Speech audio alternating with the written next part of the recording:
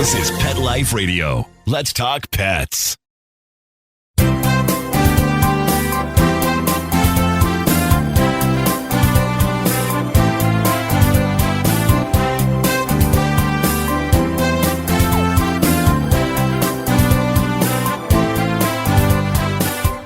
And good morning, good afternoon. Welcome.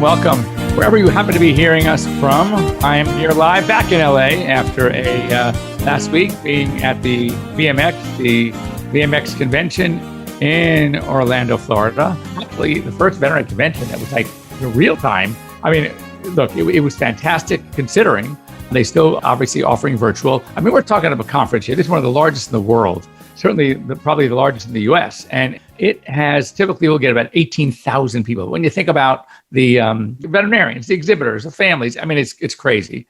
And anyway, I think they had 6,500, which, look, given the situation, not bad. Anyway, so you're here live today back in LA with Dr. Jeff, here with you on Pet Life Radio's Ask the Vets with Dr. Jeff. We're here for you. We're here for your pets. So if you need us, now's the time to get a hold of me. It's free. You can't get free advice like this. I mean, come on. Maybe you can from your vet if you call him, but I think that's going to start changing as more and more veterinarians are thinking about telemedicine and sort of putting a little more value to their time. I mean, like I always say to a veterinarian, try calling your lawyer, try calling your accountant and see if you don't get that clock ticking as soon as they answer the phone. So anyway, if we can help you and not have you come in, it's a win-win for everybody. Your pet doesn't have to get all freaked out. You get all freaked out. You don't have to fight traffic. You don't have to fight parking, and you get some great information. Anyway, here to get a hold of me two ways. One, toll-free 877-385-8882. Once again, 877-385-8882. You can always, the better way is join us here live on Zoom. Very easy to do. You go on to PetLifeRadio.com. You click on shows, scroll to Dr. Jeff, Ask the Vets with Dr. Jeff, and on that site is going to be a link. Click it, and you are here live joining us on Pet Life Radio's Ask the Vet. So anyway, as you know, I like to sort of go through the news. What the heck is going on? Just like I learn from things like this. I mean, it's amazing how much we can learn at a convention. When you think about these conferences, you think about all the new data.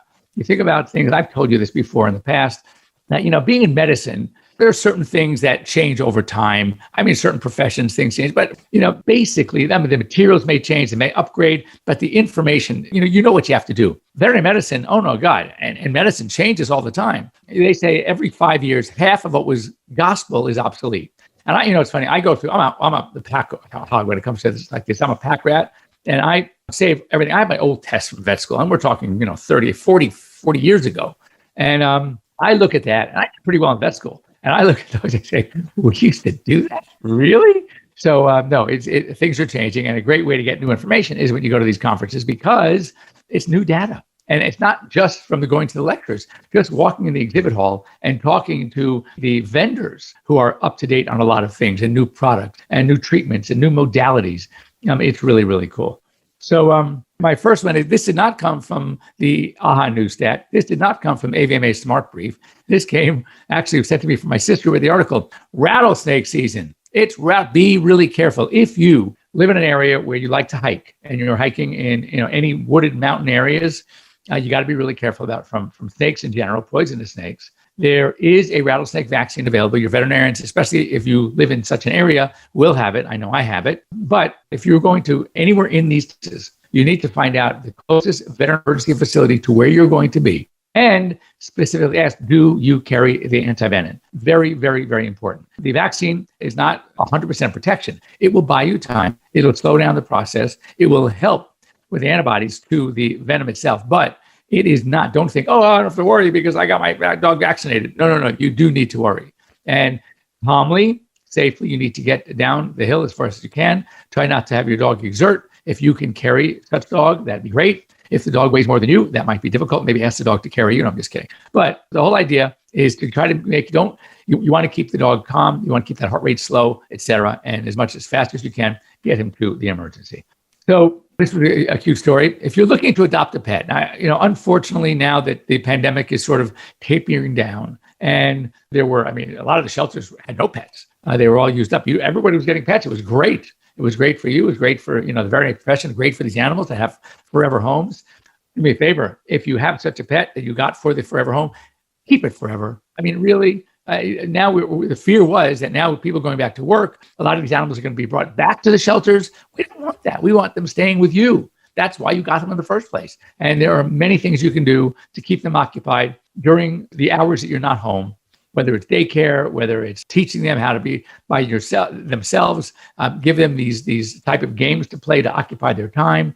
Get another dog, let them play with each other, whatever the case may be, but don't bring them back. Anyway, if you are looking to adopt and you want something that's a little easier on you, you want something that's maybe already well-trained, maybe well-behaved, maybe a little bit mellow, think about adopting a senior. Senior pets fit that bill. They too need forever homes. They are wonderful pets, and with a lot of love and a lot of care, and they can have, as they go into their senior years, they can stay very healthy. Remember, age is not a disease. I just did a huge, major surgery on Friday on an 11 and a half, almost 12-year-old dog that just because he was 12, I'm not going to say no. And I took out, it was a splenic tumor that weighed 5.5 pounds. I mean, actually 5.25, but it was huge. Able to get it out. The dog is doing great. So it just tells you this, however much longer this dog has, it's going to be much more comfortable. And if we didn't do it, and this tumor, which was very close to rupturing, would clearly this dog would have bled out.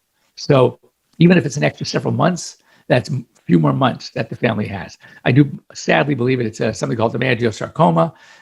Those are the aggressive splenic tumors. But at this point, going into the abdomen and checking out the intestines, checking out the liver, checking out the kidneys, checking out everything else, everything was clean. On pre-op, the x-rays of the lungs were clean. So this dog might have some time, which is great.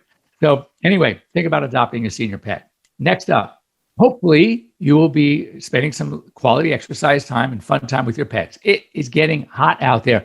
I mean, here in LA today, it's going to be 90 something. It's gorgeous, blue skies. It's just great. Just coming back from Orlando, Florida, as you know, very hot, very muggy. Even at night, it's in the 80s. I mean, it's crazy. So just got to be very careful when it comes to overheating. So steps to take. First of all, to understand what some of the symptoms are. Okay, so you're going to have dogs that are going to be excessive panting, maybe having a thick saliva. The gums might be a little pale or almost like purplish because of oxygen exchange. If you check their pulses, they're going to have a rapid pulse. They might even be trembling and shivering, vomiting. These are all signs that if all of a sudden your wonderful, loyal dog that keeps up with you every step isn't keeping up with you, that might be a sign. If they're stopping and panting, so first thing you got to get them in the shade as fast as you can. If it's at home and you notice in the backyard, bring them in the house.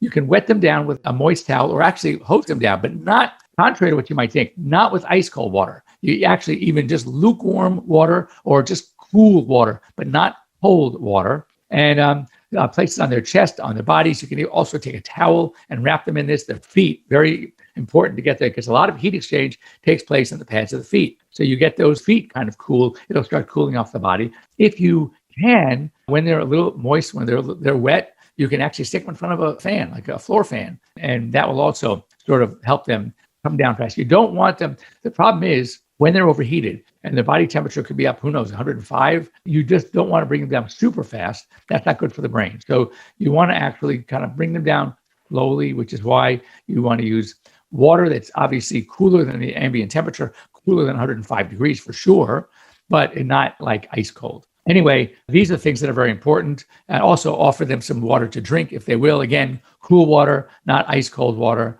And but this is really considered a severe danger. So, I mean, there are dogs that die from heat exhaustion. So it's you got to be very, very careful with them.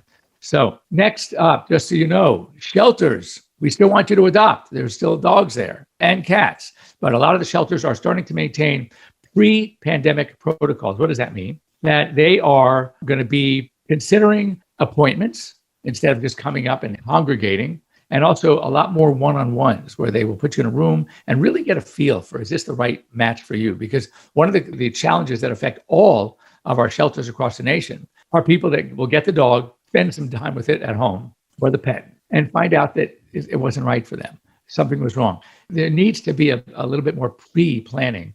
Knowing what you want, knowing what's going to work, what's not going to work, and also understanding that pet, that it may not be exactly what you're looking for. So anyway, that's something you want to keep in mind. And one more thing before we go on break. So diabetes in pets, you Yes, diabetes in pets. It's very interesting about diabetes in pets. And this is kind of a longer discussion, but we're going to start and then we're going to take a break and then we're going to finish. First of all, just the basics. Cats usually get what we call type 2 diabetes. That is the adult onset diabetes, often associated with obesity or just being overweight, lifestyle things, diet things. Dogs, however, regardless of the age that they are going to be diagnosed, they get type 1 diabetes, which for us, that's called juvenile onset diabetes, or even many adults can get it too, type 1 diabetes. That is the insulin dependent diabetes. Now, they both start typically with insulin dependency. You're going to give insulin injections to both, but with cats, there's some other things that we can do. Dogs, however, pretty much stay the same. So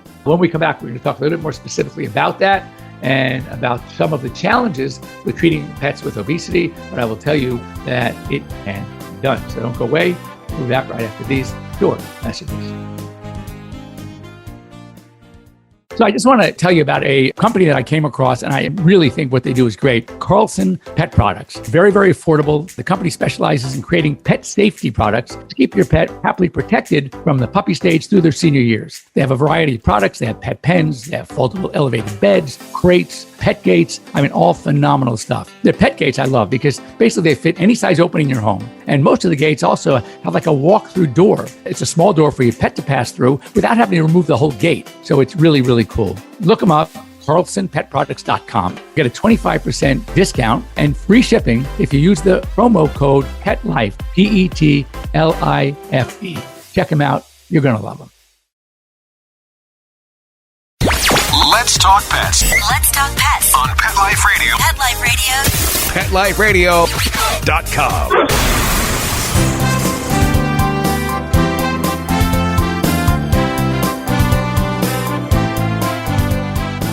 And welcome back. Welcome back. We're here live with Dr. Jeff here on Pet Life Radio's Ask the Vets with Dr. Jeff. Before the break, we were talking a little bit about diabetes. And it's an interesting, and this is going to sort of lead me into another subject relating to diabetes and some of the things I learned while I was at the VMX conference last week. But so type 1 diabetes, typically dogs, regardless of age, they usually don't get it when they're juvenile, they get it when they're older. And 100% insulin dependent. They need to be on their insulin. There are a number of different insulins, and it's not always easy to what we call regulate them. So it's very important that you need to work with a veterinarian. It's all about expectation. Don't expect immediate positive results because it's difficult often to get that perfect insulin, when to give it, when to feed them, because there are so many other factors involved.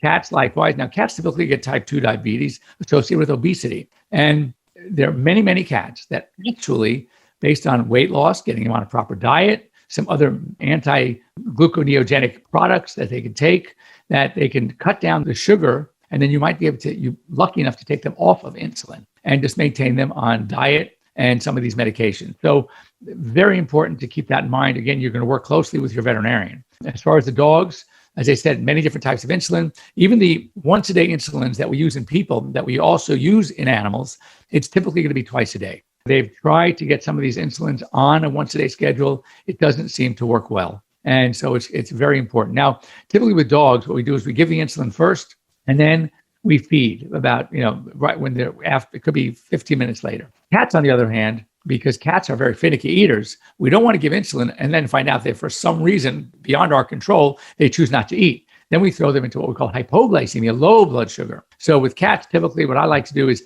give them the meal, make sure they're eating. If you want to do it while they're eating, fine, or just give it to them as soon as they are finished with their meal. That way you're guaranteed that at least they had the meal. Then you're going to need to go in for what we call glucose curves. Your doctor might want to do a test called fructosamine, which is kind of like a long view of what's been going on of the past, several weeks. And it's not easy. And then on top of that, there's another condition that dogs often get, and it's so frustrating. It's called Cushing's disease. Cushing's disease is a pancreatic disease as well. So, again, they're both pancreas. You have the endocrine pancreas, you have the exocrine pancreas, you have the islet cells, which produce the body's own insulin. And then, so it's not uncommon that you're going to have diseases coming from the brain that are all linked to these organs, the brain in case of Cushing's, and the adrenal glands, and then you have the pancreas. So you have all these key organs, and they always intermingle with each other. So here you have a situation where the body's own steroid treated by the signal is come from the brain, okay? And then it goes to the adrenal glands, and they produce and govern the secretion of cortisol.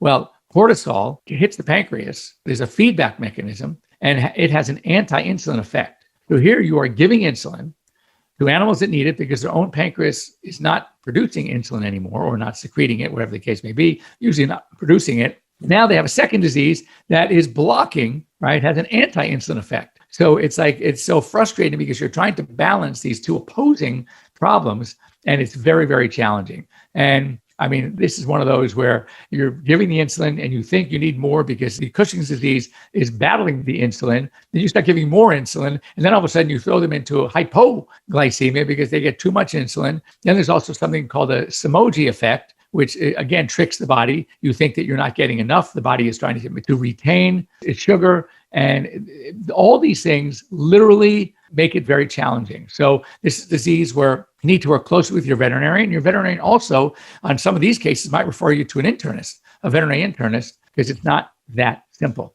Now, speaking of this type 2, this was very interesting. I went to a talk, and it was cancer and inflammation and cancer, how they're linked. And another interesting, and this is obviously something that we all need to be concerned about, that certain incidences of certain cancers are increased with obesity. So here you have this link between the obesity inducing more cancers and also, as we mentioned, especially in cats, type 2 diabetes. So there are something called pre-diabetics in people, where they say 35% of people who end up with type 2 diabetes had signs.